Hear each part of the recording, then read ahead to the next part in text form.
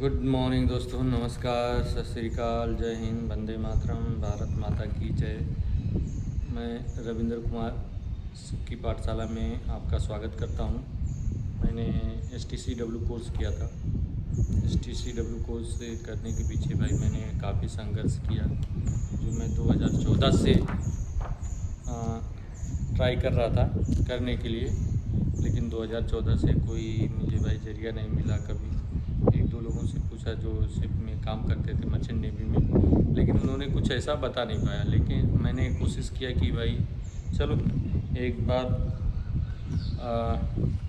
एक लोग हमारे दोस्त थे जो कोर्स करने के लिए, रिफ्रेश कोर्स करने के लिए हमारे घर पे आए, रुके।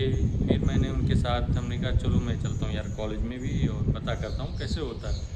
तो उन्होंने बताया भाई चलिए कोई बात नहीं। मैं वहाँ गया, लोगों से मिला, तो वहाँ पे भाई काफ़ी लोग थे जिससे मैंने पता किया। तो मुझे पता लगा कि भाई आप STCW कोर्स करके आप भी मर्चेंट नेवी में जा सकते हैं। हाँ, और आपकी एज 40 से या कोई उससे मतलब नहीं रखता है। आप एक सर्विसमैन है और आपके पास एक्सपीरियंस है, इसलिए आप आराम से जा सकते हो। तो मैंने कोर्स किया। कोर्स करने के टाइम मुझे लगभग सबसे पहले क्या ज़रूरत पड़ी, पासपोर्ट मैंने बनवा लिया। पासपोर्ट बनवाने के बाद अब मैंने अप्लाई किया, जो लखनऊ में ही मैं, हमारे घर से आई थिंक लगता 10-12 किलोमीटर दूर था। ये बहुत अच्छी बात हुई जो हमारे घर के पास मिल गया, नहीं मुझे कहीं जाके रहना पड़ता। और अप्लाई करने में टोटल 16 दिन में मेरा हो गया कोर्स। हाँ, 14 दिन का रहता है, 2 संडे रख लीजिए और उसमें छुट्टियाँ भी पड़ गई थी तो कुछ ज़्यादा हो गया। मतलब टोटल मान लीजिए 14-15 दिन में मेरा कंप्लीट हो गया था। और उसमें मेरे को 2 सर्टिफिकेट मिले थे। ये हैं सर्टिफिकेट। तो ये जो सर्टिफिकेट हैं आप देख सकते हैं, ये मुझे 2 सर्टिफिकेट मिले थे।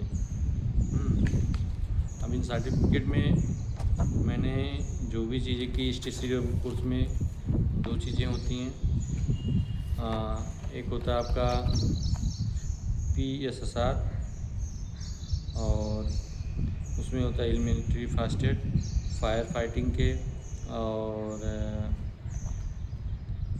फिर होता है SD, मतलब ऐसे कई कोर्स हैं जिसमें। और मैंने एक और एक्स्ट्रा कोर्स किया क्राउड मैनेजमेंट का। मैंने 3 सर्टिफिकेट लिए जो मुझे प्राप्त हुए। और इसकी कोर्स की फ़ीस क्या थी, 18,200 रुपये मुझसे लिया गया। 18,200 रुपये मिलने पर उसमें क्या क्या इन्होंने दिया, मैं भाई सर्टिफिकेट मिला 2, जो आपका STCW और SD का होता है, उसके साथ 2 सर्टिफिकेट मिला। फिर मुझे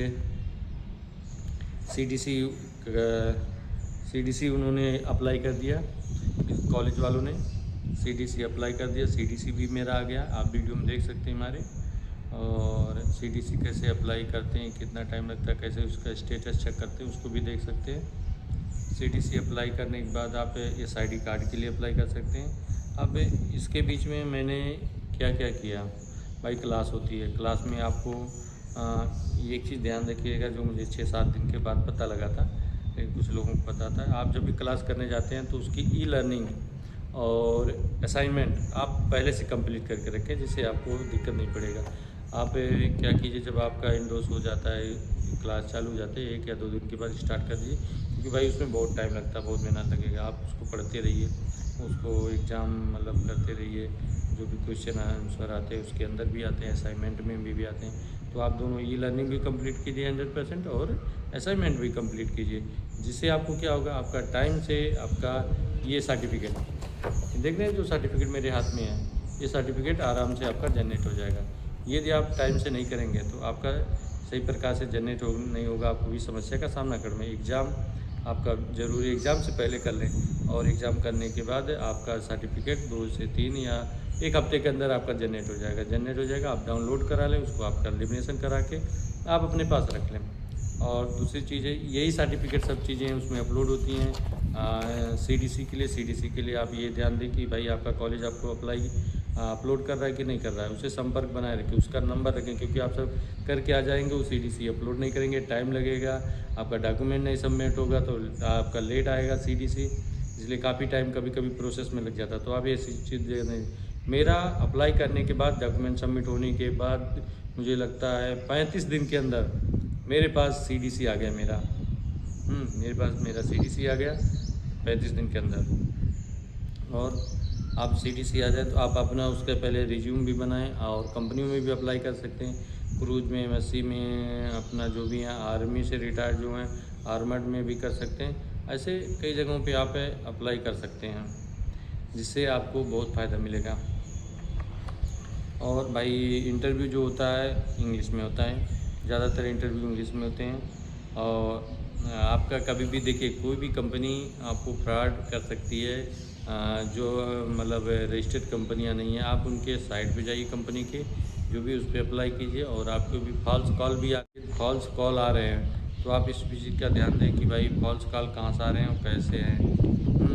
आपको यदि फॉल्स वेबसाइट या फॉल्स कॉल आ रहे हैं या बोल रहे ठीक है आप ऐसे ऐसे कीजिए, ये पैसे वैसे की डिमांड करते, तो आप मत दीजिए। हमारा वीडियो देख लीजिएगा, क्योंकि उस वीडियो में मैंने बताया कैसे लोग स्कैम करते हैं, क्या टाइम में कैसे खर्च करते हैं। एक ही दिन के अंदर मुझे ज्वाइनिंग लेटर भी दे दिया, ऑफ़र लेटर भी दे दिया, $1200 भी दे दिया, आपको यहाँ जाना ही है। लेकिन उसने क्या किया था भाई, रजिस्ट्रेशन के लिए 590 रुपया लिया। फिर उसके बाद उन्होंने मेडिकल के लिए मुझे बोले कि भाई इतना मेडिकल का लगेगा, इतना आपका हमारे साथ पार्टनरशिप का लगेगा, और ये सब होंगे।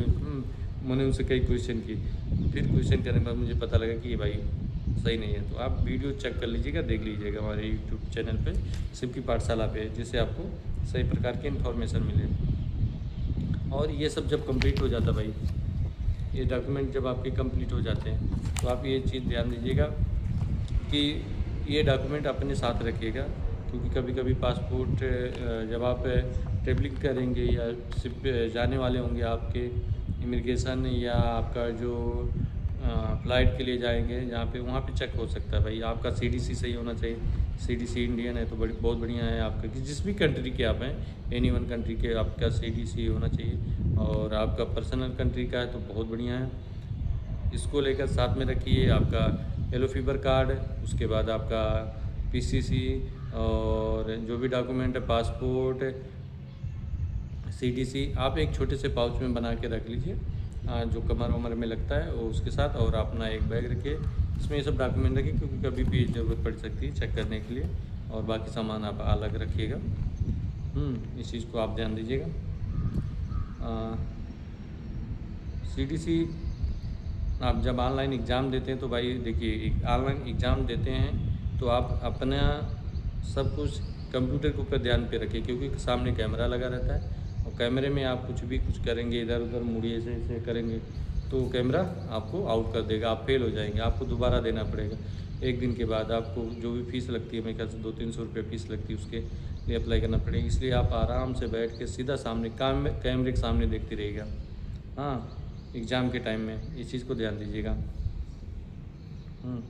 और आप अपना इंग्लिश इम्प्रूवमेंट करने के लिए भाई आप इंग्लिश के चैनल, वीडियो, जो भी चीज़ें देखते रहिए, पढ़ाई करते रहिए भाई। जिसका इंग्लिश बढ़िया है उसके लिए तो कोई दिक्कत नहीं। इंटरव्यू के लिए क्या क्वेश्चन पूछे जाते हैं मैं दूसरी वीडियो में बताऊंगा। चैनल पे बने रहिए, चैनल को सब्सक्राइब कर लीजिए। आप सब चैनल को सब्सक्राइब नहीं करते दोस्त, प्लीज़ चैनल को सब्सक्राइब कर लें। और आपको नेक्स्ट वीडियो में इंटरव्यू में पूछे जाने के क्वेश्चन को मैं बताऊँगा, जो मुझसे पूछे गए थे।